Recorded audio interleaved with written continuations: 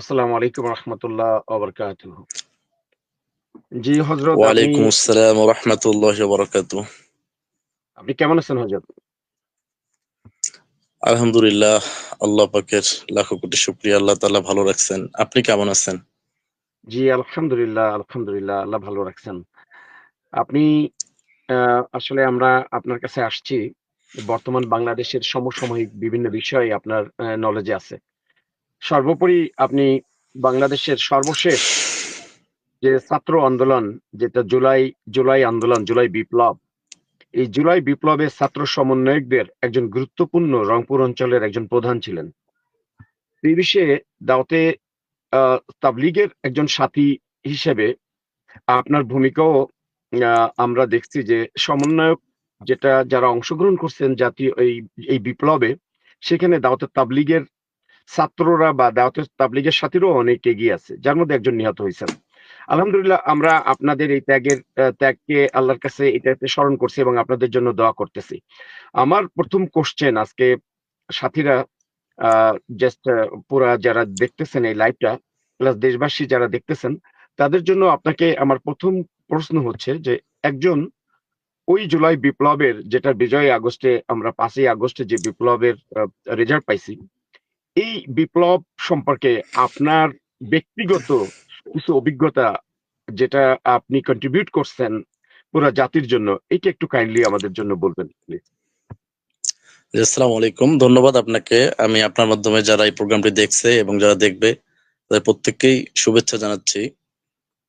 আসলে তো আমি সর্বশেষ যে জুলাই গণঅভ্যুত্থান হয়েছে, সে আন্দোলনে আমি যেদিন আবু সাঈদ নিহত হয় তার পরের দিন থেকে আমি একদম সশরীরে রাজপথে সর্বোচ্চ দিয়ে নেমি এবং আমার এই নামাটা শুরু হয় আবু সাঈদের যে গায়েবানা জানাজা বেগম রোকেয়া ইউনিভার্সিটির সামনে গেটে যে হয়, সেই জানাজাটাকে আমরা কয়েকজন মিলে হোস্ট করি। সেখানে আমরা সহ কয়েকজন এটাকে পরিচালনা করি, ওখানে কথা বলি এবং সেদিন থেকেই আমি আসলে আবু সাঈদ নিহতর পর থেকেই এই আন্দোলনে আমি আমার গ্রাম, আমার আশেপাশে রংপুর শহরের যে শহর অঞ্চলের সদরের যে গ্রামগুলো আছে, আমার যে ভাই ব্রাদার আছে, হ্যাঁ, আমি তাদের সবাইকে নিয়ে আন্দোলনে অংশগ্রহণ করি। তারা সবাই আমার ডাকে সাড়া দেন। বিশেষ করে যারা শহরের পোলাপাইন, তারা অনেকটা সাহসী। আমি যখন তাদেরকে ডাকছি, আমার একটা ভিন্ন ব্যাকগ্রাউন্ড ছিল। আল্লাহর রাস্তায় যাওয়ার পূর্বে আসলে কোনো কিছুকে পরোয়া করতাম না একটা সময়। এটা আসলে মানে নিজের রাগকে অনেকটা সময় নিয়ন্ত্রণ করতে পাইতাম না। দাওয়াত তাবলীগের ওসিলায় আল্লাহ তাআলা আমাকে অনেকটা সংবরণ এবং নিজের রাগকে নিয়ন্ত্রণ করার এক যোগ্যতা দান করছেন। আসলে যখন আমি দেখি, আসলে তো আমি কোনো সমন্বয়কের ডাকে আসলে আন্দোলনে অংশগ্রহণ করিনি। যখন দেখি আমার সা আমরা যখন দেখি যে আবু সাঈদ নিহত হয় এবং ঢাকা ইউনিভার্সিটিতে আমার বোন, আমার ভাইদের উপর মারাত্মকভাবে আহত করে কিছু সন্ত্রাসী। এই যে দৃশ্যগুলা, আমি তো মনে করি এই দৃশ্যগুলাই আমাদেরকে মাঠে নামাইছেন। একটা মেয়ে, আমার বোন যদি সেই জায়গাটায় হইতো, এই জিনিসগুলো আসলে আমরা নামাইছে। আর ব্যক্তিগতভাবে আমি এই আন্দোলনকে সফল করার জন্য, রংপুরে আন্দোলনটাকে বেগবান করার জন্য আমি এবং আমার যে গ্রাম, আসলে রংপুরের মধ্যে একটা প্রসিদ্ধ গ্রাম বাবুখা, বিশাল বড় গ্রাম, এবং বাবুখা সম্পর্কে এই রংপুর অঞ্চলের মানুষের একটা ভিন্ন ধারণা আছে যে বাবুখার মানুষরা খুব সাহসী। এই সাহসী মানুষদেরকে আমি মাইকে অ্যানাউন্স করে, যখন নাকি আন্দোলন খুব তুঙ্গে, যখন পুলিশ খোঁজাখুঁজি করতেছে, ছাত্রলীগ আওয়ামী লীগের ভাইরা আমাদেরকে বিভিন্ন ভাবে মারার জন্য খুঁজতেছে, তখন আমি আমার মহল্লার মধ্যে এরকম রিক্সা মাইক ভাড়া করে সবাইকে এরকম ডাকি, যত আমার গ্রামের মানুষ আছে, যে আপনারা বের হয়ে আসেন, আমাদের আর থাকার উপায় নাই। আমরা যেভাবে দেখতেছি আমাদের ভাইদেরকে মারা হচ্ছে, এই জালেমের বিরুদ্ধে আমাদেরকে দাঁড়াইতে হবে। আমি আসলে জালেমের বিরুদ্ধে গেছি, কিন্তু আমি যে কোটা সংস্কার আন্দোলনের বিপক্ষে ছিলাম। কেন বিপক্ষে ছিলাম এটা একটু বলবো কি, যদি শুনতে চান? জি জি জি, অবশ্যই অবশ্যই। আসলে আমি যখন দেখতে পাই যে কোটা সংস্কার যারা আন্দোলন করতেছে, আমি খুব আশ্চর্য হই তাদের ওই আন্দোলনে, যে পুরো রাষ্ট্রটা ধ্বংস হয়ে গেছে, রাষ্ট্রের সমস্ত অবকাঠামো সিস্টেম নষ্ট হয়ে গেছে, তারা সামান্য একটা স্পেসিফিক একটা কোটা সংস্কার আন্দোলন নিয়ে মাঠে নামছে। আসলে তো আন্দোলনটা হওয়ার কথা ছিল এই স্বৈরাচার পতনের জন্য। ঠিক আমরা যেদিন আমরা মনে করি যে এদেশের মানুষ আসলে স্বৈরাচারকে চায় না, যখন নাকি স্বৈরাচারকে পতনের উদ্দেশ্যে আমরা মাঠে নামছি। আমি ব্যক্তিগতভাবে কোটা সংস্কার আন্দোলনে মাঠে ছিলাম না। আমি 17 জুলাই থেকে স্বৈরাচার পতনের আন্দোলনে ছিলাম। আমি কোটা সংস্কারের আন্দোলনের কোনো সমন্বয়কও নই এবং আমি আসলে ব্যক্তিগতভাবে স্বৈরাচার আন্দোলনের সমন্বয়ক। আর আচ্ছা বিষয়টা হচ্ছে যে এটা করতে গিয়ে আমাকে অনেক কষ্ট, অনেক ত্যাগ তিতিক্ষা, আমার বাসার মানুষজন অনেক কষ্টের সম্মুখীন হইছে। বাসায় থাকতে পারি নাই। আওয়ামী লীগের লোকের মার পর্যন্ত খাইছি আমি। এবং এইটাকে কেন্দ্র করে আমি আমার এলাকার লোকের একটা সময় তিরস্কার হইছি। যখন নাকি আমার বাবুখার মানুষ এখানে বাসায় থাকতে পারে নাই। সবচেয়ে রংপুরের মধ্যে যে এলাকায় সবচেয়ে বেশি রেড হইছে সেটা বাবুখায় হইছে। কেননা বাবুখার মানুষ খুব সাহসী। আর এই আন্দোলনে রংপুরে যে ১৪৪ দ্বারা আমরাই ১ম ভাঙছি এবং আমরা আমার গ্রামের কথা বলবো না। আমার পাশে যে আদর্শপাড়া আছে, নূরপুর আছে, পাশে লালবাগ আছে। এইখানে যারা বন্ধু-বান্ধব আছে, আমার সঙ্গে যারা এনগেজড তাদেরকে বিভিন্নভাবে আমি এই আন্দোলনের সঙ্গে যুক্ত করি। সেই জায়গা থেকে আমি তাদেরকে নিয়ে আন্দোলন করার কারণে আমার বাসায় সবসময় পুলিশ আসতো, মহল্লায় আসতো। আমি আসলে বাসায় থাকতে পারি নাই। আরেকটা গোপন কথা বলি, আসলে এনএসআই আমার এক ভাই থাকার কারণে উনি জানায় যে তোমার ছবি এবং তোমার সবকিছু এখানে আসছে, তুমি একদম গায়েব হয়ে যাও। তোমার ফোন, তোমার জন্য কোনো কিছু তোমাকে যেন না পাওয়া যায়। তা আমি আসলে সেই জায়গা থেকে প্রায় ২৩-২৪ দিন মানে অন্য জায়গায় থেকে আন্দোলনে কন্ট্রিবিউট করি, সংগ্রাম করি। আরেকটা বিষয় হচ্ছে যে এই আন্দোলন করতে গিয়ে আমি নিজে রক্তাক্ত হইছি, গুলি খাইছি। আমার একজন ছোট ভাই ছিল, সে সেনাবাহিনীতে চাকরি করে। সে এতটাই যে দেশপ্রেমিক ছিল, সে আমার একজন অন্যতম সহযোগী ছিল। আমাকে মানে একজন সেনাবাহিনীর সদস্য ছুটিতে এসেও সেই আন্দোলনকে সফল করছে। আমি নাম বলবো না। আল্লাহ তাআলা, সে আসলে একজন দেশপ্রেমিক। দেশের মানুষকে সে ভালোবাসে। সেই জায়গা থেকেই সে এই দায়িত্ব পালন করছে। আসলে এই আন্দোলন আমি কোনো পদ-পদবীর জন্য করি নাই। আমি যখন দেখছি যে জালেমের পতন হয়ে গেছে, আমি একদম নিজের বাসায় চলে আসছি। আমি আমার যে ব্যক্তিগত ব্যবসা করি, পড়াশোনা করি, সেটাতে মনোনিবেশ করছি। পদ-পদবীর জন্য আমি কোনো আন্দোলন করিনি বা এটার থেকে কোনো sympathy নেওয়ার জন্য কিংবা কেউ আমাকে বলুক যে কেউ আমাকে পদ-পদবী দিক বা আমাকে কোন ফ্লোর দিক কিংবা সুযোগ সুবিধা দিক, এটার জন্য আমি আন্দোলন করিনি। আমি এক আল্লাহ তাআলাকে রাজি খুশি করার জন্য এক জালেমের বিরুদ্ধে আমি আন্দোলন করছি। এবং এটা করতে গিয়ে আমি অর্থনৈতিকভাবে, শারীরিকভাবে, পারিবারিকভাবে, সামাজিকভাবে অনেক হেনস্থার শিকার হইছি। যেটা ওই মালিক আল্লাহ তাআলা জানেন এবং আমার যে মহল্লার লোক আছেন তারা জানেন। আর বিশেষ করে আমার কন্ট্রিবিউট সম্পর্কে রংপুর অঞ্চলের মানুষ জানেন বিশেষ ভালোভাবে এটা। যে আমি একটা সময় তো যখন পতন হয় তার আগে পুরো রংপুরকে আমি আসলে নেতৃত্ব দিছি। এটা আসলে প্রশংসা আমাকে নিজেকে হাইলাইট করার জন্য বলছি না। এটা এইজন্য বলতেছি, এটা মানুষ জানে যে আমরা এই আন্দোলনকে, রংপুরকে বেগবান করার জন্য আমি ব্যক্তিগতভাবে কি পরিমাণ কন্ট্রিবিউট করছি। আর আমি ব্যক্তিগতভাবে এই ড্রেসে যাইনি কেন? এই যে আমার যে লেবাসটা এখন দেখতেছেন, এটা ড্রেসে যাইনি এইজন্য যে আমাকে আবার জামাত শিবির ট্যাগ দেক। আমি কিন্তু কোনো পলিটিক্যাল ব্যাকগ্রাউন্ডের না। আমার কিন্তু কোনো পলিটিক্যাল ব্যাকগ্রাউন্ড নাই। এইজন্য আমি রং ড্রেস, আমার যে লাল টি-শার্ট ছিল, আমার যে অন্যান্য যে টি-শার্ট আছে সেগুলো পরে এবং টুপি ছাড়া আমি এই আন্দোলনে আসলে, তখন আমার চুল বড় ছিল। আমার ছবিটা ভাইরাল হওয়ার কারণে আমার সুন্নতি চুল ছিল বাবরি। আমি চুলগুলো কেটে ফেলছিলাম। আমাকে বলা হয়েছিল। তা আসলে আল্লাহ তাআলা আসলে আমাকে হেফাজত করছেন। আমাকে আমার ২ ছোট ভাই, আরেকটা বিষয় না বললেই নয়, আমার যে সহযোদ্ধা আমার বাবু খাঁ ১৯ দিন জেলের মধ্যে ছিল। ১৯ টা আল্লাহ। দিন ১৯ টা দিন তাদের দাড়ি ধরে রংপুরের যে কোতোয়ালি থানায়, এই থানায় নিয়ে গিয়ে তাদের দাড়ি ধরে এমন যে অত্যাচার করছে, আমাকে বের হয়ে বলে, "ভাই, আমার জীবনে এরকম বলে যে আপনার ছবি দেখাইছে আর আমাদেরকে পিটাইছে। আমরা বলি নাই।" আল্লাহ। যে দেখেন আমার ওই ভাইটা আমাকে কি পরিমাণ ভালোবাসে। আমি চিন্তাও করতে পারিনি। আমার ছোট ছেলে ইন্টার ফার্স্ট ইয়ারে পড়ে, সেকেন্ড ইয়ারে পড়ে, হ্যাঁ? এদেরকে ধরছে ছাত্রলীগ। ছাত্রলীগ ধরছে, ধরে পুলিশের হাতে দিছে। ১৯ দিন ওরা কারাবন্দী ছিল এবং ওনাদের উপর যে কি নির্যাতন করা হইছে, বের হয়ে আমাকে বলছে আর আমার গলা ধরে বলে, "ভাইজান, আপনার নাম আপনার ছবি দেখাইছে আর আমাকে পিটাইছে। যদি আমাদেরকে এমনও অফার দিছে যে আপনার সম্পর্কে বলতে পারলে মানে ছেড়ে দেওয়া হবে।" এমনও একটা বিষয় ওনাদের সামনে এরকম উপস্থাপন করার চেষ্টা করা হয়েছিল। কিন্তু আসলে আল্লাহ তাআলা যাকে হেফাজত করেন, আসলে তার কেউ ক্ষতি করতে পারেন না। আমি নিজেই প্রমাণ। আরেকটা বিষয় আমার কাছে মনে হয়, এটা আমার ব্যক্তিগত খেয়াল। আমি জীবনে কখনো এই গত ১৬ বছরে কখনো শেখ হাসিনার পতন চাই নাই। মানে আল্লাহর কাছে দোয়া করি নাই কখনো। আমি এটা চাইছি যে আল্লাহ তাআলা তুমি এনাকে হেদায়েত দান করেন, দেশের মানুষের জন্য কল্যাণ করা হয় এমন একজন মানুষে পরিণত করেন। কিন্তু এই যখন আমি এই বিপাকে পড়ছি, যখন আমি বাসায় থাকতে পারি নাই, চলতে পারি নাই, তখন প্রত্যেক ওয়াক্তে নামাজ পড়ছি, আল্লাহ তাআলার কাছে বলছি যে আল্লাহ এই জালেম থেকে জাতিকে হেফাজত করেন। কেন জানি মনে হয় আল্লাহ তাআলা আমার এই দোয়াকে কবুল করছেন। এটা আসলে আমার আলহামদুলিল্লাহ। জায়গা থেকে আমি বলতেছি। আমার মনে হয় এটা এই হচ্ছে যাক। আমার এই আন্দোলনকে কন্ট্রিবিউট করার জন্য এই আমার আমার অবস্থান। এটা আমার ছবি একদম। আরেকটা লেটেস্ট তথ্য বলি। আমি রংপুর মিঠাপুকুরে আওয়ামী লীগের একটা মামলায় আমার মানে বিষয়কে কেন্দ্র করে পারিবারিক বিষয়ে একটা আওয়ামী লীগের মামলা খাইছিলাম। সেই মামলার দেশ যে দ্বিতীয়বার যে স্বাধীন হইলো, স্বাধীন হওয়ার পর যখন ওই মামলার হাজিরা দিতে গেছি, রংপুরের যে জজ কোর্টের সিনিয়র উকিল, সিনিয়র অ্যাডভোকেট, বর্তমান উনি ভবন সম্পাদক, উনি বলতেছেন যে এই যে দেখো, পরিচয় করে দিচ্ছে ওনার কলিগদেরকে, অন্যান্য উকিলদেরকে, দেখো কে আসছে, একে দেখো, এই হচ্ছে নুরুজ্জামান, এই যে কি করছে তোমার চিন্তাও করতে পারবে না, এর ছবি তো একদম ডিজিপি এর একদম কেন্দ্রীয় সদর দপ্তরে চলে গেছে। আমার ওনার কাছে খবর আসছে, উনি দায়িত্বশীল এবং নেতৃস্থানীয় উকিল। তা আসলে আমাকে উনি বলছে যে তোমাকে পাইলে তোমার মাথায় বন্দুক ঠেকায় একদম মেরে ফেলতো, অন্যান্যদেরকে যেভাবে করছে। তো সেই জায়গা থেকে আল্লাহ তাআলা আসলে আমাকে হেফাজত করছেন, আর আমার বাবা মার দোয়া, হ্যাঁ, আর আল্লাহ পাকের যে মেহনতের সাথে জুড়ে আছে এই মানুষগুলোর দোয়াও আমাকে হেফাজত করছেন। আলহামদুলিল্লাহ ভাই, আসলে যে অনেক গুরুত্বপূর্ণ বীরত্ব গাথা আপনার কথাগুলা। আর একজন দাওয়াতে তাবলীগের মেহনতের একজন সাথী হিসেবে আপনার এই কথাগুলো সত্যি আজকে আমাদের অনেকেরই অজানা ছিল এই কথাগুলা। যে দাওয়াতে তাবলীগের মানুষ আমরা জানি, আমাদের এক সাথী উনি গুলিবিদ্ধ হয়ে মারা যান। আর এর মধ্যে আপনার এই বীরত্ব গাথা হয়তো আল্লাহ একজন আপনাকে নয়, আমার রংপুরে আমার চোখের সামনে আমার আরো একজন দাওয়াত তবলিগের সাথী, যিনি প্রত্যেক জেলা ইজতেমা, যার মাধ্যমে কোটি স্থাপন হয় জেলা ইজতেমায়, আমার মিলন ভাই, আমার চোখের সামনে। যদি রিস্কা না ঘুরে তো আমি মারা যাইতাম রাজা রামমোহনের সামনে, আমাদের সিটি বাজারে যে মার্কেট। আমি পুলিশকে বলতেছিলাম যে আপনারা বরিশালের মতো স্যালেন্ডার করেন, আপনাদেরকে এদিক থেকে 30,000, ওইদিক থেকে 30,000, এদিক থেকে 40,000 লোক ঘিরে ফেলছে।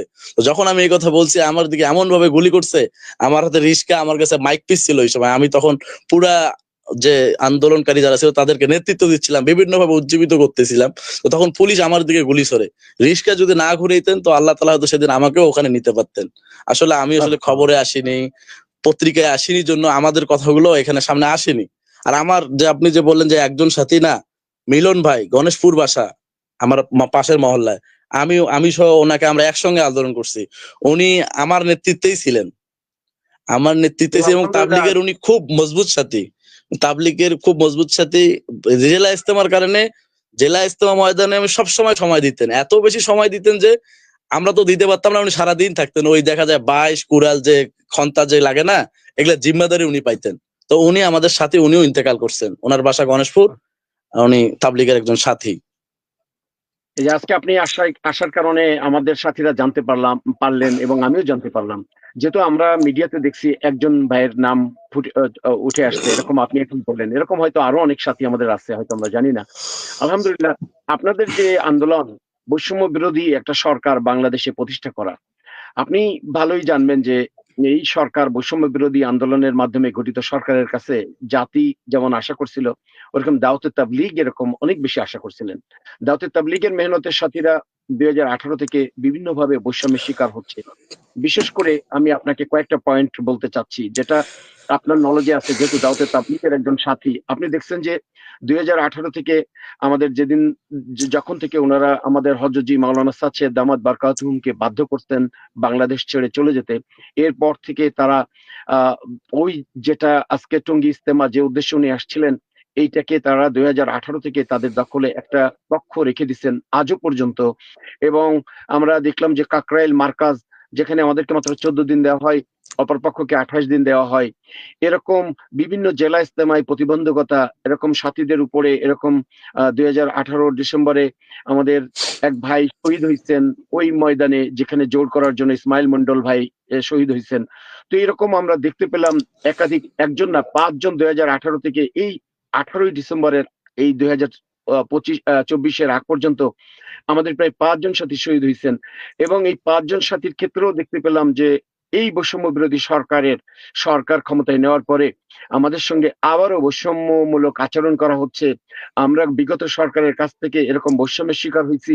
আমাদের এতগুলো হত্যা মামলায় আমাদের একটা আসামিও গ্রেপ্তার করা হয়নি।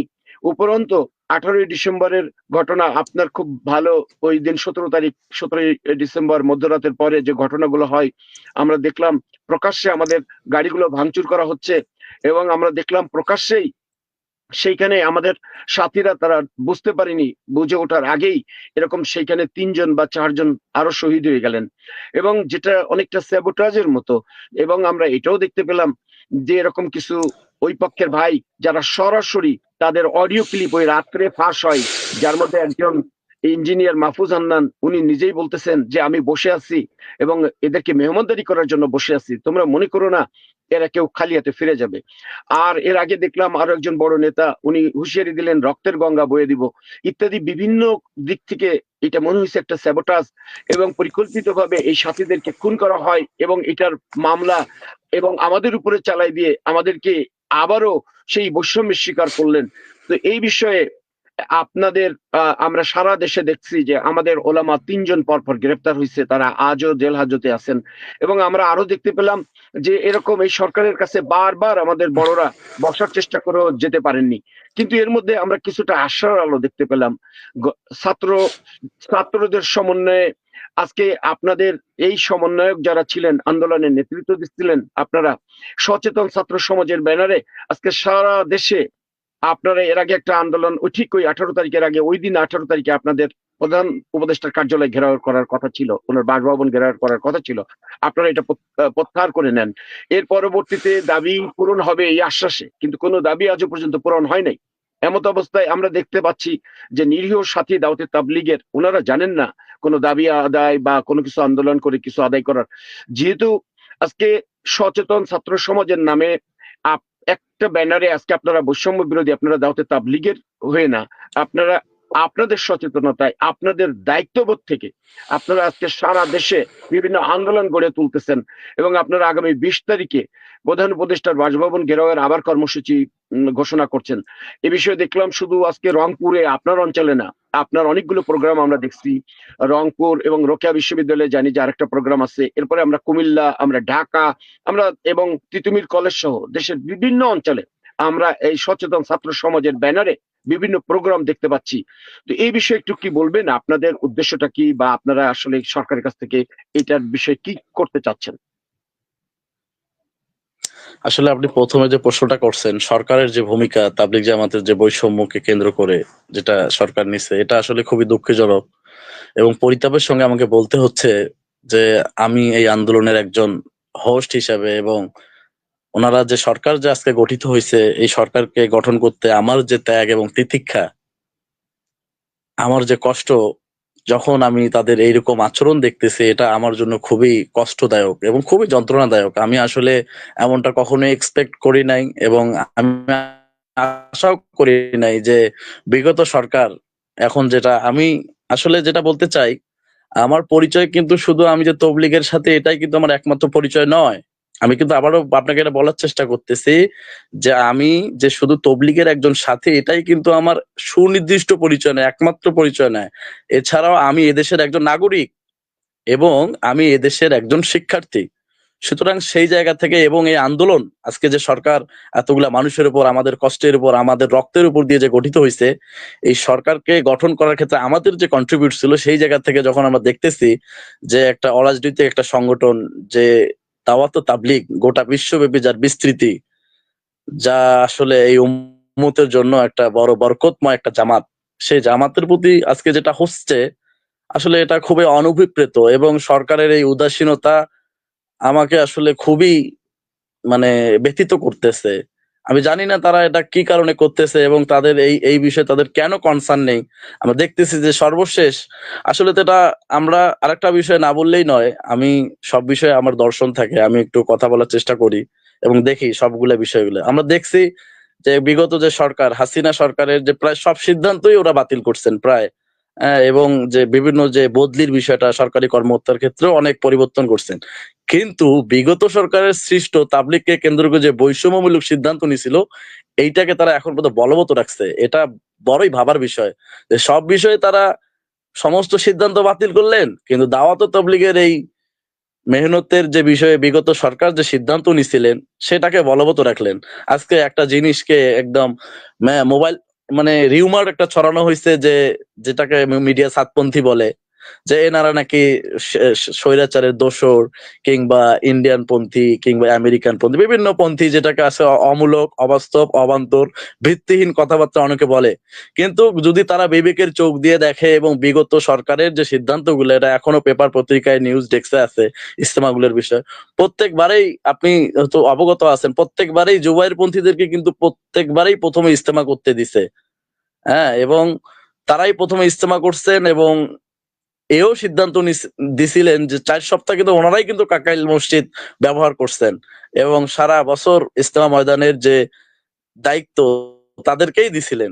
সেই জায়গাতে এখন যখন কেউ বলে যে আসলে শেখ হাসিনার দোসর সাতপন্থীরা বা নিজামুদ্দিন ওয়ালারা, এটা বড়ই হাস্যকর। এবং যারা এটাকে বিশ্বাস করে তারা যে কোন প্রকারের বিবেকবান মানুষ সেটা আমার বোধগম্য হয় না। আসলে এখানে কিছু পলিটিক্যাল বিষয় আছে, যে বিষয়গুলো আমি আজকে এখানে বলবো না, যে সরকারের উদাসীনতা এবং অনীহা, আমি সেই জায়গায় যাব না। এটা আমি আরেকদিন একটা বড় একটা আলোচনা এটা বিষয়ে কথা বলবো, যেটা আমার প্ল্যান আছে। আমি আমরা যারা আজকে সরকারের যে বিষয়টা বলছেন যে আমরা সচেতন ছাত্র সমাজের ব্যানারে যেটা করতেছি, এটা আসলে আমরা ওই নাগরিক হিসেবে এবং শিক্ষার্থী হিসেবেই করতেছি। আমরা আমাদের স্ট্যান্ডটা এরকম, আমাদের স্ট্যান্ডটা নিরপেক্ষ। আমার একটা ভাই স্ট্যান্ড থাকতেই পারে, আমার মতাদর্শ থাকতেই পারে, আমি জুবাইরপন্থী হইতে পারি কিংবা সাতপন্থী হইতে পারি। বাকি আমি এটা চাই যে গোটা বাংলাদেশের যে আজকে যে পরিস্থিতি বিরাজমান, আমি চাই যে উভয় পক্ষ যেন এদেশে বাধাহীন ভাবে, উভয় পক্ষ মানে তাবলিগের উভয় পক্ষ, তৃতীয় পক্ষ নয়, এটাকে কিন্তু আমি কোট করে দিলাম। উভয় পক্ষ, যেটাকে মিডিয়া জুবাইরপন্থী বলে আবার মিডিয়া সাতপন্থী বলে, যে এই দুইটা গ্রুপ যেন সমানভাবে শান্তিপূর্ণভাবে এদেশে মেহনত করতে পারে। এই জন্য আমরা আজকে সচেতন ছাত্র সমাজ, যারা সর্বশেষ বৈষম্য বিরোধী ছাত্র আন্দোলনে আমরা যারা অংশগ্রহণ করেছি, আমরা যারা কোরবানি করেছি, আমরা যারা ত্যাগ স্বীকার করছি, তারা আমরা ওই জায়গাটা থেকে স্ট্যান্ড করছি। আমাদের স্ট্যান্ডটা কিন্তু এরকম। আবার কখনো যদি জুবাইরপন্থীদের প্রতি বৈষম্য হয়, তখন আমরা কথা বলবো এইভাবেই, যে আমরা চাই না যে মাশাআল্লাহ, ওনাদের প্রতি এরকম মাশাআল্লাহ। বৈষম্য হোক। আমাদের স্ট্যান্ড হচ্ছে যে উভয় পক্ষ, এবং বিগত সরকার যে সিদ্ধান্ত নিয়েছিলেন কাকরাইল এবং টঙ্গী ময়দানের ব্যাপারে, যে 4 সপ্তাহ 2 সপ্তাহ প্রথম ওনাদেরকেই সবসময় প্রথম। আমরা চাই আমাদের যে সচেতন ছাত্র সমাজের যে আমাদের উদ্যোগ যেটা নিছি, আমরা সরকারকে এই প্রস্তাব দিছি যে উভয় পক্ষকে আপনারা সমান বন্টন করে ইনসাফ, যে বৈষম্যটার কারণে আজকে আমরা আন্দোলন করলাম, ঠিক একই বৈষম্য আপনারা বৈষম্য বিরুদ্ধে বৈষম্যহীন সরকার আপনারা, সেই জায়গাতে আপনারা যদি বৈষম্য এখনো রাখেন, এটা আপনাদের সাথে যায় না আসলে। এবং আমি জানি না আপনারা এটাকে কেন ভয় পাচ্ছেন। আমি বাংলাদেশ সরকারের যে দায়িত্বশীল সার্জিস হাসনাত আছে, সার্জিসের সঙ্গে আমার কথা হয়েছিল একবার ব্যস্ততার সময়। ওকে বলছিলাম যে এই সমন্বয় খেলা, এটার কারণে একটা সমস্যা হয়েছিল আসলে স্থানীয়ভাবে, সেটা ভিন্ন কথা। কিন্তু আমি খুব আশ্চর্য হচ্ছি যে এই সরকারে নাহিদ ইসলাম এবং আসিফ মাহমুদ থাকা সত্ত্বেও তাবলিগের ক্ষেত্রে যে বৈষম্য, ওনারা কথা বলতেছেন না।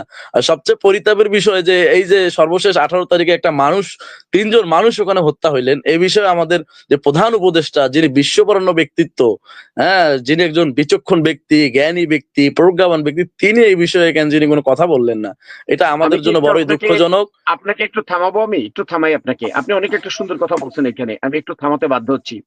আপনি বললেন যে এই সরকারেরই উপদেষ্টা যারা আপনার সঙ্গে সমন্বয়ক হিসেবে ওই আন্দোলনের নেতৃত্ব দান করছেন, নাহিদ ইসলাম এবং আসিফ সজীব।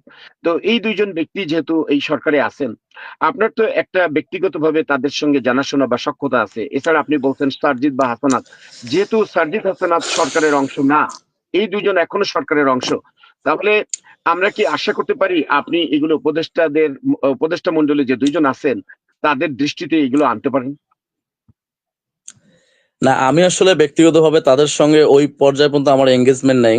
আমি একদম তৃণমূল পর্যায়ের একজন। আসলে তো আমি ওনাদের নেতৃত্বে আর ওনাদের ডাকে কিন্তু আমি প্রথমে ক্লিয়ার করছি, আমি যে আন্দোলনে অংশগ্রহণ করছি, আমি কিন্তু ওই ঢাকা বিশ্ববিদ্যালয়ে যে রক্ত দেখছি, যখন আমার বোনদেরকে ভাইদেরকে মারতেছে, তখনই কিন্তু আমরা এই আন্দোলনে নেমে পড়ছি বাংলাদেশের সচেতন মানুষ। আজকে তো এই আন্দোলনের ক্রেডিট, এটা ভিন্ন প্রসঙ্গ, এটা প্রসঙ্গে যাইতে চাই না, এটা আরেকদিন বলবো। আসলে আমার বলার কথাটা হচ্ছে যে আমি ইউনিট সরকারকে বলতে চাই, আপনারা কাকে ভয় পাচ্ছেন? আপনাদের সঙ্গে আসিফ মাহমুদ আছে, নাহিদ ইসলাম আছে, কিন্তু আসিফ মাহমুদ এবং নাহিদ ইসলামের ভূমিকা নিয়েও আমাদের আসলে খুবই আমরা আশাহত।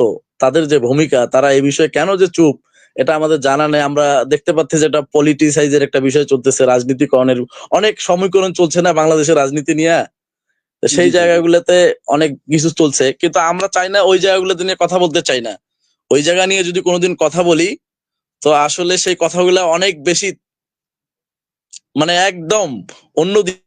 সুতরাং আমি যেটা বলতে চাই যে সরকার আপনারা উভয় পক্ষকে ডিল করুক। আমার যে এর আগেও আমি সংবাদ সম্মেলন করছি সচেতন ছাত্র সমাজের পক্ষ থেকে, এবং আমি নিজেও বৈষম্য বিরোধী সংগ্রাম পরিষদের আহ্বায়ক। আমার যে পরিচয়, আমার যে স্টান, সেই হুম, জায়গা থেকে আমি বলছি যে আপনারা শক্তভাবে ডিল করেন উভয় পক্ষে। কাকে ভয় পাচ্ছেন আপনারা? কাকে ভয় পাচ্ছেন? তাদের উগ্রতাকে ভয় পাচ্ছেন? তৃতীয় পক্ষ বা তৃতীয় পক্ষ আমাদের ক্ষমতা থেকে নামাবে? কেউ আপনাদেরকে ক্ষমতা না থেকে নামাতে পারবে না। এটা আমি এমনটি বলেছি। এমনটি আমার যে পূর্বে যে সংবাদ সম্মেলন প্রথম যেটা করছি সেখানে আমি বলেছি আপনারা কাকে ভয় পাচ্ছেন? তৃতীয় পক্ষকে কেন ভয় পাচ্ছেন? তাবলিগের উভয় পক্ষকে নিয়ে বসে সমাধান করেন। এবং আমি বিশ্বাস করি যে উভয় পক্ষের যারা মুরব্বী আছে তারা মনে প্রাণে তাবলিগ জামাতকে ভালোবাসে। এনারা নিঃসন্দেহে এই মেহনতকে রক্ষার জন্য, এই মেহনতের স্বার্থে ছাড় দেবেন। আর তার মত পার্থক্য কিন্তু থেকে যাবে। আমি ভিন্ন প্রসঙ্গে যাই। এই সমাধানটা কিন্তু এইভাবে সরকার করতে পারবে না যে ওই মত পার্থক্যের জায়গাটা। ধর্মীয় অনেক বিষয়ে, মৌলিক বিষয়ে সবাই এক, কিন্তু কিছু কিছু বিষয়ে আমাদের মত পার্থক্য কিন্তু রয়েছে। আমরা চাচ্ছি সচেতন ছাত্র সমাজের যে উদ্দেশ্য, যে লক্ষ্য নিয়ে আমরা কাজ করতেছি, আমাদের উদ্দেশ্য হচ্ছে বাংলাদেশে যে একটা উত্তেজনাকর পরিস্থিতি সৃষ্টি হয়েছে বা অনাকাঙ্ক্ষিত একটা পরিস্থিতি সৃষ্টি হয়েছে, এটার যেন কি প্রশমিত হয়, এটা যেন আর না বাড়ে, বা এটাকে কেন্দ্র করে যেন আর যেন মানুষ হতাহত না হয়, আর যেন আমাদের দেশ যেন অস্থিতিশীল না হয়, আমাদের দেশের আইন শৃঙ্খলা যেন বিনষ্ট না হয়। সেই জায়গা থেকে আমরা সরকারের দৃষ্টিগোচর করতেছি আপনারা খুব দ্রুত সময়ের মধ্যে এই সমস্যার সমাধান করেন। কেননা এই রাষ্ট্রের নাগরিক হিসেবে আমরা কখনোই চাইবো না যে আমাদের দেশের ভাবমূর্তি ক্ষুণ্ণ হোক, আমাদের দেশের আইন শৃঙ্খলা বিনষ্ট হোক, কিংবা আর দাওয়াত তাবলিগের মেহনতটা আমরা এটাও বলার চেষ্টা করছি যে দাওয়াত তাবলিগের মেহনত নট অনলি বাংলাদেশ কেন্দ্রিক, এটা তো গোটা বিশ্বব্যাপী বিস্তৃত, গোটা বিশ্বের নজর এখানে আছে। আপনারা কেন এটাকে নিয়ে মানে হেলাফেলা করতেছেন বা উদাসীনতা দেখাচ্ছেন বা কিংবা এটার প্রতি অনীহা দেখাচ্ছেন? এটা সব মানে বাংলাদেশের পরিস্থিতি ঠিক করার জন্য। এই জায়গাটা আমরা ওনাদেরকে বোঝানোর চেষ্টা করতেছি। আমরা আশা করছি, আপনি সবার শেষে যেটা বলছেন যে আপনারা আশাহত কিনা, আসলে আমরা আশাহত কিন্তু এখন আবার আশাবাদী। সর্বশেষ সরকারের কিছু প্রজ্ঞাপন আমরা পাইছি, হ্যাঁ, যে জিনিসগুলোতে আমাদের মনে হয় যে না, সরকার এই জিনিসটাকে কিছুটা হলেও রিয়েলাইজ করছেন। আসলে যতটুকু রিয়েলাইজ করছেন এটার দ্বারা আসলে পরিপূর্ণ সমাধানটা আসলে হয়নি। তা আমরা আশা করব যে আমরা যে সময়টা দিছি সরকারকে, যে আগামী 20 জানুয়ারির মধ্যে তেনারা এই বিষয়টাকে একদম খুব গুরুত্বের সঙ্গে সমাধান করবেন বাংলাদেশের যে পরিস্থিতি। আর তেনারা কিন্তু আবার এই মতপার্থক্য, ধর্মীয় যে মতপার্থক্য, এটা কিন্তু কখনোই ঠিক করতে পারবেন না, এটা অসম্ভব।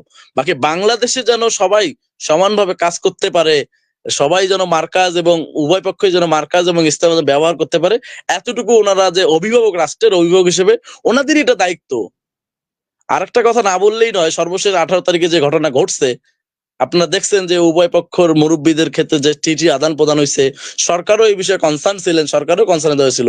তেনারা যদি ওই সময় ওটাকে খুব শক্তভাবে ডিল করতেন, এটা আসলে শিরক না, এটা আমার তাজরেবা মানে অভিজ্ঞতা। অভিজ্ঞতা আসলে শিরিক হয় না। তো হয়তো সেদিন ওই 18 তারিখে যে হতাহত যে ঘটনা ঘটছে, এইটা হইতো না। তখনই যদি সরকার এটাকে খুব সুন্দরভাবে ডিল করতেন বা এটাকে হ্যান্ডেল করতেন, আসলে যা হওয়ার হয়ে গেছে। আমরা আশা করব। আর এটা বিষয়টা হচ্ছে যে এটা ধর্মীয় একটা সেন্টিমেন্ট ভাই। একটা পক্ষ, জি, আপনি খেয়াল করবেন যে এই দেশে একটা পক্ষ, তৃতীয় পক্ষ এবং দুইটা পক্ষ, তৃতীয় পক্ষ এবং আরেক পক্ষ মিলে একটা পক্ষকে, যেটা মূল তাবলিগ জামাত, হ্যাঁ, সেটাকে ডমিনেট করার চেষ্টা করতেছে এবং তাদের অস্তিত্বকে বিলীন করার চেষ্টা করতেছেন।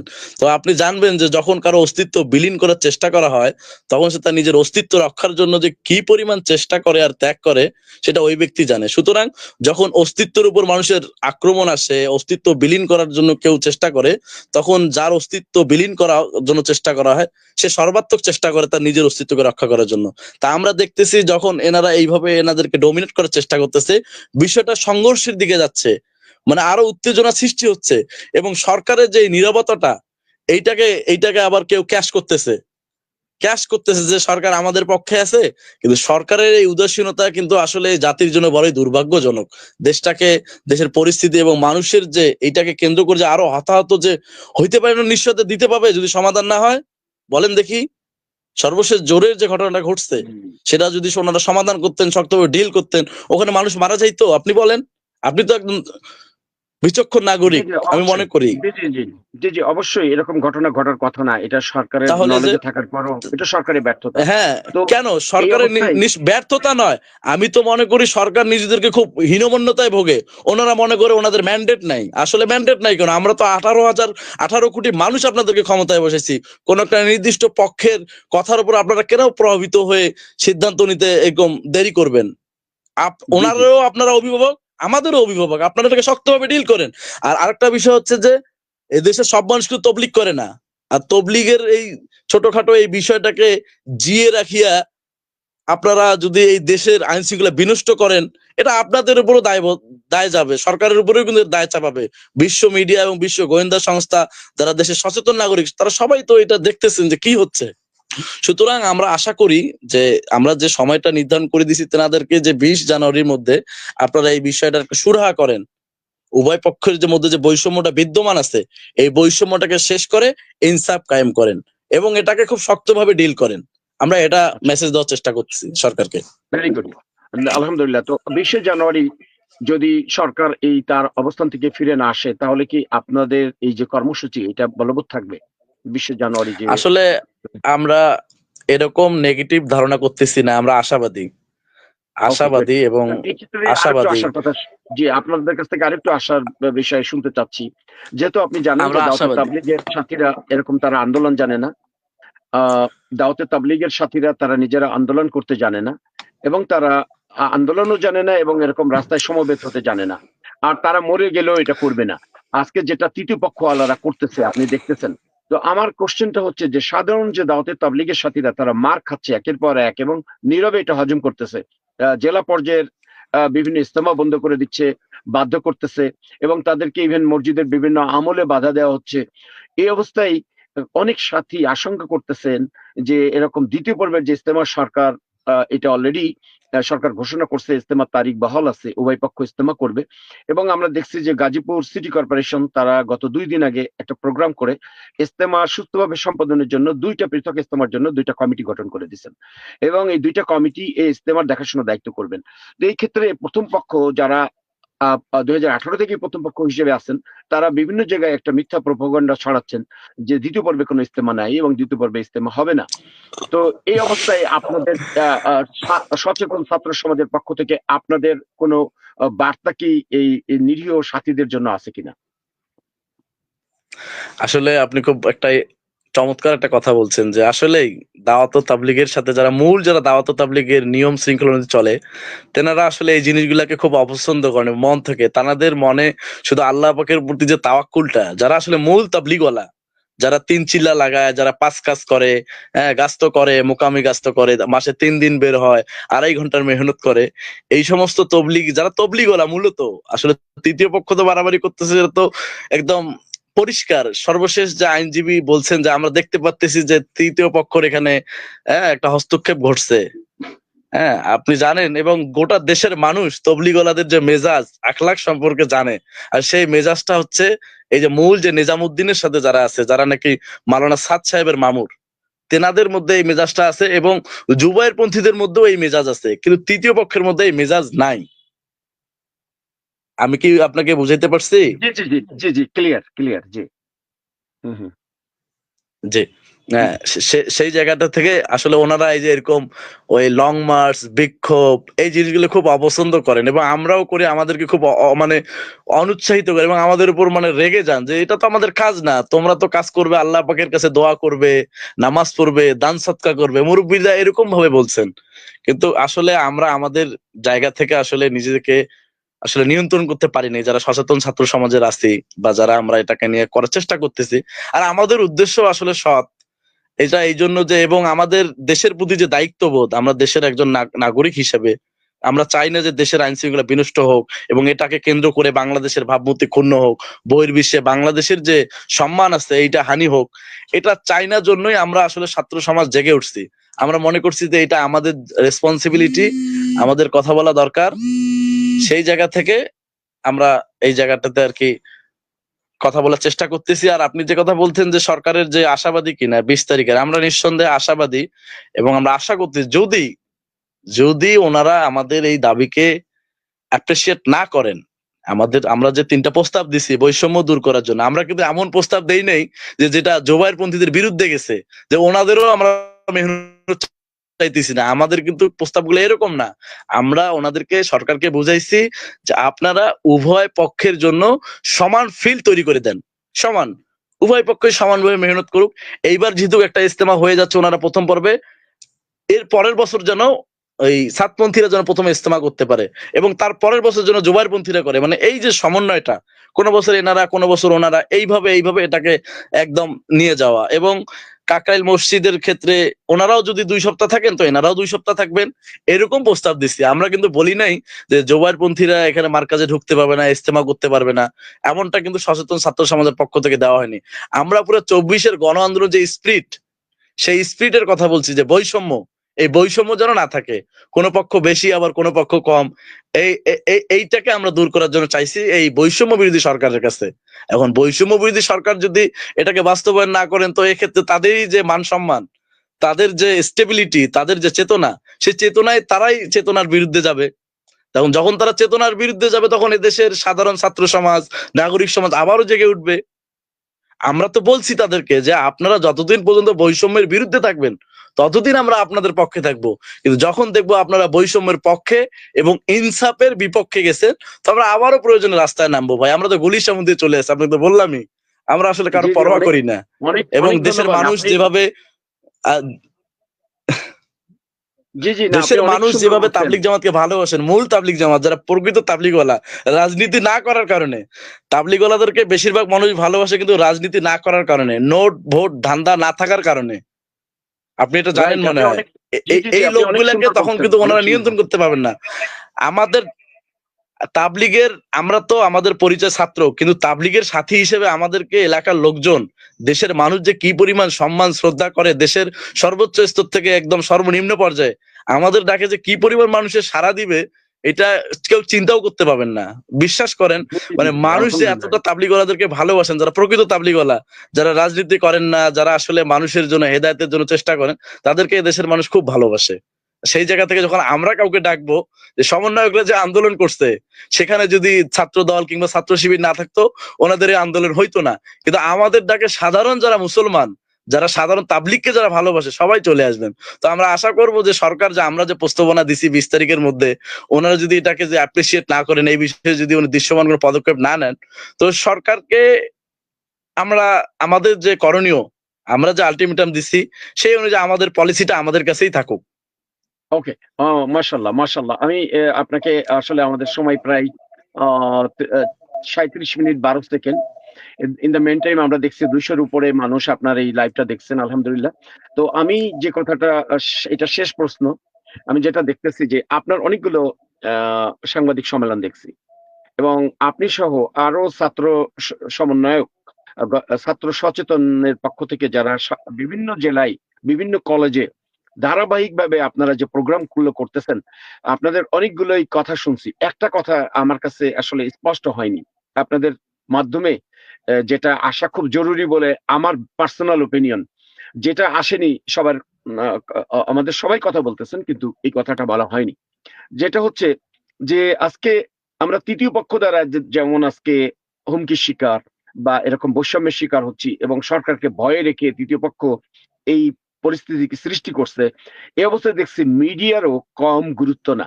মিডিয়া তারা তথ্য সন্ত্রাস করে, কিছু কিছু মিডিয়া, যেমন ধরেন নয়া দিগন্ত, তারা একটা আজব একটা আজগুবি একটা খবর প্রকাশ করছে প্রথম দিকেই এই ঘটনার পর, যে এটা মোসাদ বা ইন্ডিয়ার পক্ষ হয়ে এই তাবলীগের এই ধারাকে ব্যবহার করা হচ্ছে। এই বিষয়ে কেউ একটা প্রতিবাদ করেননি। পাশাপাশি মিডিয়াতে যারা আছেন, মূল মিডিয়া, আপনারা সংবাদে বিভিন্ন জিনিস মিডিয়াকে জানাচ্ছেন। কিন্তু এই জিনিসটা আপনাদের একটা স্পষ্ট প্রতিবাদ মিডিয়াতে বলা প্রয়োজন, যে মিডিয়া তথ্য সন্ত্রাস না করে সঠিক তথ্য প্রচার করতেছে না, এবং তাদের ফেভারে ফেস দ্য পিপল নামে একটা, মানে আমি মনে করব যে সে অনেক বেশি উল্টাপাল্টা রটাচ্ছে। দেন পিনাকি, দেন ইলিয়াস, এরকম কিছু মানুষ যাদের তাবলীগের বিষয় নিয়ে অনেক মিথ্যা বিভ্রান্তি ছড়াচ্ছে, এ বিষয়ে মিডিয়া তাদেরকে কাভারেজ করতেছে। তো এই অবস্থায় আপনারা মিডিয়ার সামনে কি কাইন্ডলি পরবর্তী যে সংবাদ সম্মেলন আপনাদের বিভিন্ন কর্মসূচি থাকবে মিডিয়ার কাছ থেকে ফেয়ার জাস্টিস যেটা মানে তারা ইনসাফ কায়েম করুক, এই কথাটা কি আপনারা কাইন্ডলি তুলে ধরবেন মিডিয়ার কাছে? আপনাদের কি ইচ্ছা আছে কিনা? আসলে এটা তো তুলে ধরার বিষয় না। মানুষ যারা বোঝে, যারা নিজেদের বিবেক রয়েছে, যারা আসলে প্রকৃত মানুষ, তারা এই সমস্ত মিডিয়ার এই সমস্ত নিউজকে বোঝে। তারা কোন পক্ষের প্রতি আদিষ্ট হয়ে এই সমস্ত যে নিউজ করেন, এটা তো বলার আর কোনো মানে অবকাশ থাকে না ভাই।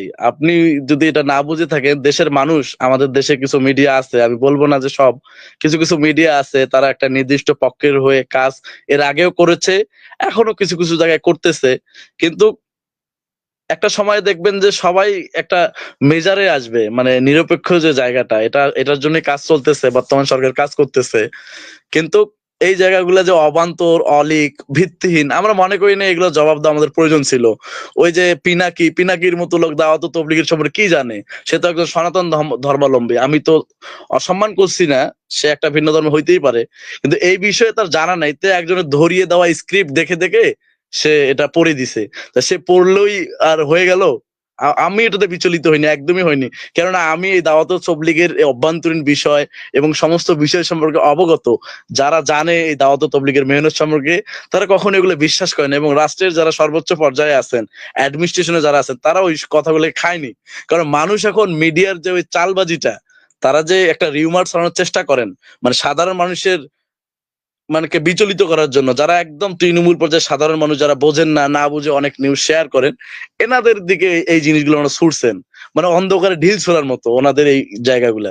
তো আমার মনে হয় না যে এই জিনিসগুলো আমরা বলার প্রয়োজন মনে করি। যেহেতু আপনি বললেন, আমরা এই বিষয়টা আমাদের যে পরামর্শ যে হবে, আমাদের যে বৈঠক হবে, সেই বৈঠকে আমি এটা উত্থাপন করবো যে এই বিষয়গুলি না আমাদের বলা দরকার কিনা। কিন্তু আমি ধন্যবাদ দিতে চাই আমাদের দেশের অন্যান্য মিডিয়া, দু একটা মিডিয়া এরকম ব্যতিক্রম করছেন, কিন্তু বেশিরভাগ মিডিয়া আমাদের এই নিউজ গুলা ওনারা পাবলিশ করতেছেন।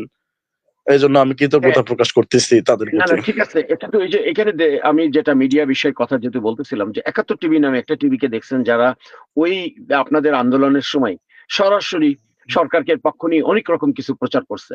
খুব অবাক লাগে ভাবতে, এই ৭১ টিভি না জেনেই যেদিন আমাদের নিজামুদ্দিনের চাবি হস্তান্তর এবং হযরতজিকে চাবি হস্তান্তর বোঝাই দেওয়া হচ্ছে, ওই ছবিটাকে কেন্দ্র করে তারা বলতেছে কি কথা হলো ভারতের গোয়েন্দা প্রধানের সঙ্গে, এবং সে তো দায়িত্ব নিয়েই গেছে।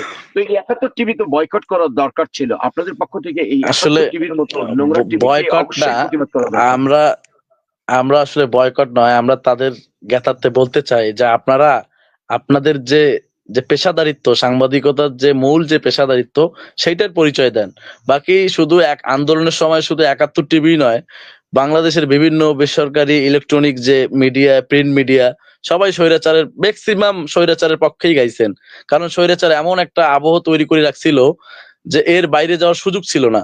কিন্তু এই সমস্ত নিউজ যারা এখনো করতেছে, তাদের উদ্দেশ্যে আমরা আর একটা বার্তা থাকবে যে আপনারা প্লিজ দয়া করে ওই পূর্বের চরিত্রে আর ফেরার চেষ্টা করিয়েন না। এখন আপনারা আপনাদের জন্য ফিল্ড আমরা তৈরি করার চেষ্টা করতেছি। আমাদের যে সরকার আছে, এই সরকার চেষ্টা করতেছে যে আপনারা একদম ওই পেশাদারিত্ব, যে সাংবাদিকতার যে মূল যে পেশা, সেই জায়গাতে ফিরে এসে নিরপেক্ষ দৃষ্টিকোণ থেকে আপনারা বিচার বিশ্লেষণ করে নিউজগুলো পাবলিশ করেন। আমরা কোনো টেলিভিশন চ্যানেলকে বয়কট কিংবা এই সমস্ত কথা বলবো না। আমরা তাদের কনসার্নে দিতে চাই, প্লিজ আপনারা দয়া করে আপনাদের পেশাদারিত্বের জায়গায় ফিরে আসেন এবং নিরপেক্ষ বিচার বিশ্লেষণমূলক যে তথ্য, সেগুলো মানুষের সামনে তুলে ধরার চেষ্টা করুন। যখন আপনারা ভুল মেসেজ কিংবা ভুল সংবাদ জনগণকে দিবেন, তো আপনাদের উপর আস্থা হারায় ফেলবে, তখন আপনাদের নিউজের প্রতি মানুষ বিশ্বাস করবে না। কখনো যদি সত্য মেসেজ দেন, তো সেই মেসেজও বিশ্বাস করবে না। তো এইটা আমি ওনাদের কনসার্নে দিলাম, এখান থেকেও দিলাম, এবং সামনেও আমরা চেষ্টা করবো ওনাদেরকে এই বিষয়ে কথা বলার জন্য। যাক, অনেক ধন্যবাদ আপনার এই মূল্যবান সময় দেওয়ার জন্য। তো ইনশাল্লাহ আমরা আবারও কোনো প্রয়োজনীয় বিষয় হলে আবার আবার আমি মুখোমুখি হবো ইনশাল্লাহ। আমি পরিশেষে একটা কথা বলতে চাই আপনার এই প্ল্যাটফর্ম থেকে। আমি বাংলাদেশের যারা সচেতন ছাত্র সমাজের যারা প্রতিনিধি আছেন, আপনাদের যে দায়িত্ব যা দেওয়া হয়েছিল বা যা আছে, কালকের মধ্যেই আপনাদের সমস্ত কর্মসূচিগুলো আপনারা শেষ করেন। এরপরে যখন আমরা যখন ডাকবো বা আমাদের যখন ডাক আসবে ঢাকা থেকে, তখন আমরা সবাই ঢাকায় রওনা দিব। ইনফ্যাক্ট ইনকেস যদি বর্তমান সরকার আমাদের এই দাবির প্রতি ভ্রুক্ষেপ না করে, সম্মান না দেয়, যদি অবমূল্যায়ন করে, তো তখন আসলে আমাদের যে করণীয়, যেটা আমাদের পলিসি আছে সে অনুযায়ী আমাদেরকে আসলে আগাইতে হবে বা অগ্রসর হইতে হবে। সেই জায়গা থেকে আমি সবাইকে বলবো আপনারা সবাই সোচ্চার থাকবেন নাগরিক হিসাবে, তবলিগের সাথী হিসেবে নয়, তবলিগের সাথী হিসাবে নয়, হ্যাঁ তবলিগের সাথী হিসেবে নয়, শিক্ষার্থী হিসাবে এবং দেশের সচেতন নাগরিক হিসাবে সবাই তৈরি থাকবেন ইনশাল্লাহ। এটা বলে অনেক আমি ধন্যবাদ আজকে আপনার। জি আমি আপনাকেও ধন্যবাদ জানাচ্ছি। জি, আর সঙ্গে সঙ্গে যারা আমাদের এই লাইভ থেকে আমাদের এই সমন্বয়ক যিনি আজকে আমাদের ছাত্র সচেতনের প্রধান হিসেবে কাজ করতেছেন, আমরা সবাই আমাদের যারা লাইভ দেখতেছেন বা আমাদের সাথী তাদের তাদের জন্য স্পেশালি তার সহ তাদের সঙ্গে যারা আছে সবার জন্য দোয়া প্রার্থনা করে শেষ করছি। আসসালামু জি আলাইকুম জি রহমতুল্লাহ ওয়া বারাকাতুহু। ওয়ালাইকুম আসসালাম রহমতুল্লাহ। আসসালাম।